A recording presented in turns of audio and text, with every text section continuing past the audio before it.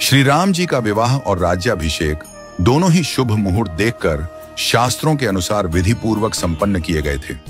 फिर भी न तो उनका वैवाहिक जीवन सुखद रहा और न ही राज्याभिषेक पूर्ण हो सका। विवाह के तुरंत बाद उन्हें वनवास मिला और राज्याभिषेक के दिन ही उन्हें राजमहल की जगह वन की ओर प्रस्थान करना पड़ा। यह सब विधि का विधान था।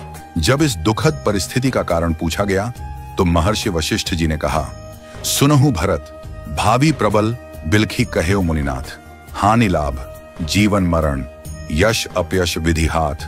हे भरत, भावी बहुत बलवान होता है, हानि लाभ जीवन मरण यश अपयश सभी विधाता के हाथ में है। मनुष्य चाहकर भी भाग्य को नहीं बदल सकता। श्री राम जो धर्म के मूर्तिमान स्वरूप हैं, जिनके जीवन का प्रत्येक क्षण मर्यादा और सत्य की मिसाल है, वे भी अपने भाग्य को नहीं टाल सके।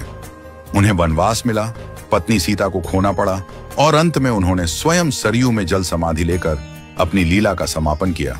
श्री कृष्ण जिन्हें योगेश्वर कहा गया, जिन्होंने गीता में कर्म, ज्ञान और भक्ति का मार्ग बताया, वे भी अपने कुल के विनाश को नहीं रोक सके। उनके यादव वंश में आपसी कलह से एक दूसरे का संहार हुआ। महादेव शिव जो महामृत्युंजय के अधिष्ठाता हैं, वे भी अपनी प्रिया सती की मृत्यु को नहीं रोक सके। त्रिकालदर्शी होकर भी वे विधि के विधान को नहीं बदल सके। रामकृष्ण परमहंस जिन्हें दिव्य सिद्धियां प्राप्त थीं और जिन्होंने हजारों लोगों को ईश्वर का मार्ग दिखाया, वे भी कैंसर जैसी बीमारी को नहीं रोक सके। उन्होंने कहा था, यह शरीर नश्वर है, आत्मा ही अमर है। रावण जिसके पास अपार बल और ज्ञान था, जो शिव का भक्त था, वह भी अपने अहंकार के कारण नाश को नहीं टाल सका। कंस जो जानता था कि श्री कृष्ण उसका अंत करेंगे, फिर भी विवश था। इन सभी घटनाओं से यही सिद्ध होता है कि मनुष्य अपने जन्म के साथ ही जीवन और मरण, यश और अपयश, लाभ और हानि, स्वास्थ्य और रोग, शरीर का स्वरूप, परिवार, समाज, देश और स्थान, इन सब का निर्धारण करके आता है।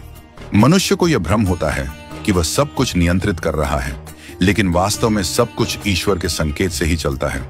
इसीलिए साधक को चाहिए कि वह मन, वचन और कर्म से सहज, सरल और सदाचारी बना रहे, सदैव प्रभु का स्मरण करता रहे और अपने कर्तव्यों को श्रद्धा और निष्ठा से निभाए। मुहूर्त न जन्म के लिए तय होता है, न मृत्यु के लिए। जब जन्म और मृत्यु ही निश्चित नहीं होते, तो बाकी सब कुछ क्षणिक और अस्थायी है। केवल प्रभु का नाम ही शाश्वत सत्य है। इसलिए सदैव ईश्वरमय रहो और आत्मा को परमात्मा के निर्देशों में लीन कर दो। यही सच्चा जीवन है। नियति को स्वीकार करना और प्रभु में समर्पित रहना। हमेशा अपना कर्म करो और बाकी सब कुछ प्रभु के ऊपर छोड़ दो। वही सब करने वाले हैं।